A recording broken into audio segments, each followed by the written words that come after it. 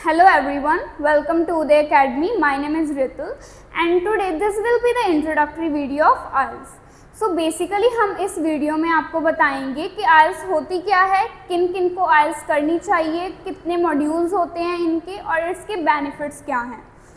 First of all IELTS की full form क्या है? It is international English language testing system.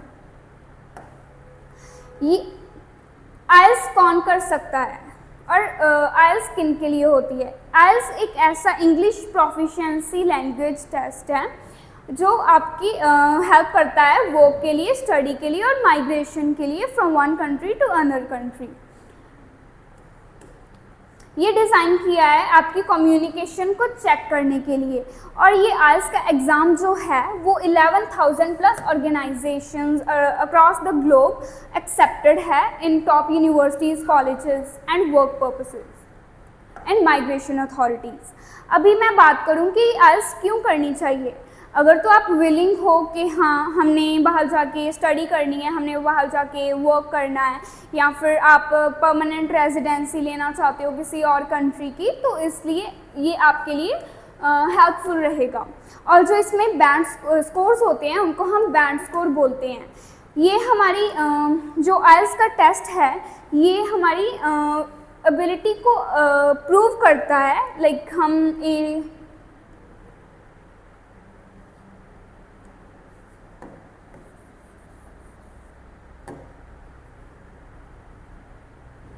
ये जो IELTS का टेस्ट है वो आपकी एबिलिटी को प्रूव करता है कि आप कितना 4 फैक्टर्स में अच्छे से कर पा रहे हो. लाइक आप सुन पा रहे हो, कैसे अंडरस्टैंड कर पा रहे हो किसी चीज़ को, कैसे बोल पा रहे हो, कैसे लिख पा रहे हो एंड ऑल दैट. अगर मैं बात करूँ इनके मॉड्यूल्स की तो इसमें 4 मॉड्यूल्स होते हैं.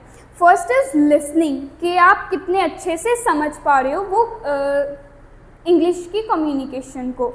Apart from that there is reading, कि आप अंडरस्टैंड कर पा रहे हो जो भी इंग्लिश में लिखा हुआ है. नेक्स्ट इज़ स्पीकिंग, स्पीकिंग में आप आप बोल पा रहे हो इंग्लिश में कि नहीं.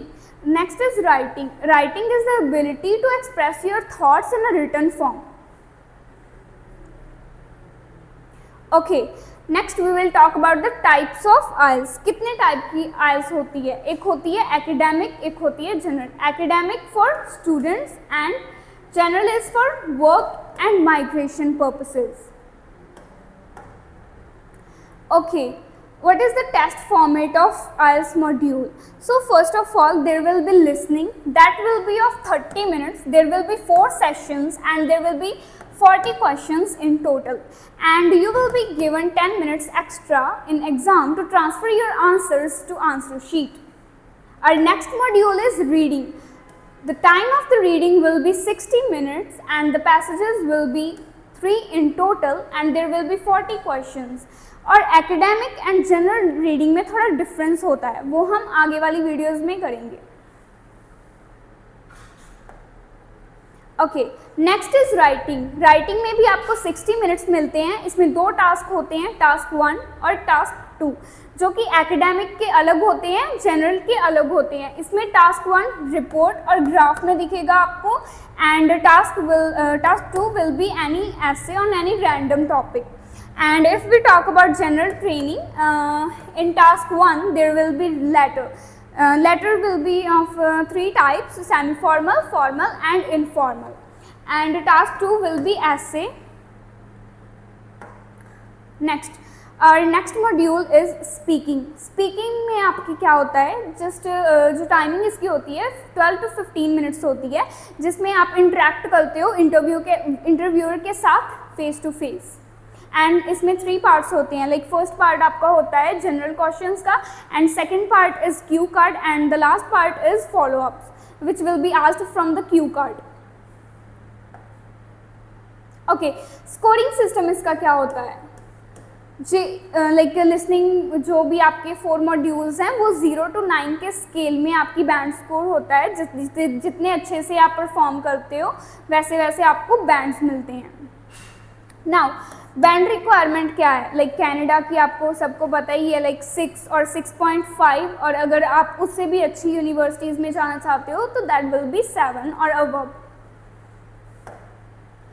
Okay, why proper preparation is important. अभी आइल्स की प्रेपरेशन क्यों इम्पॉर्टेंट है? अगर आप इंग्लिश में अच्छे हो, that doesn't mean that you will score high in your IELTS examination, क्योंकि आइल्स में बहुत सारी ट्रिक्स होती हैं, बहुत सारे टाइम मैनेजमेंट की ट्रिक्स होती हैं, बहुत सारी क्वेश्चंस वाली ट्रिक्स होती हैं जो आपको फॉलो करनी पड़ती हैं। सो टाइम मैनेजमेंट स्ट्रेटजीज, ऐसी स्ट्रेटजीज होती हैं, कॉन्फिडेंस, जो आपको फॉलो करना पड़ता है एग्ज़ाम पैटर्न के हिसाब से। बहुत सारे स्टूडेंट्स ऐसे सोचते हैं कि हाँ मेरी तो इंग्लिश बहुत अच्छी है, मैं तो उस बैंड स्कोर ज़्यादा लेके आऊँगी, बट जब वो एग्ज़ाम देते हैं तो उनके बैंड स्कोर अच्छे नहीं होते। क्यों? क्योंकि उन्होंने अच्छे से स्ट्रेटजीज़ को फॉलो ही नहीं किया होता, ना ही टाइम मैनेजमेंट की होती है उन्होंने ड्यूरिंग प्रैक्टिस। ओके, नाउ इनके बेनिफिट्स क्या हैं?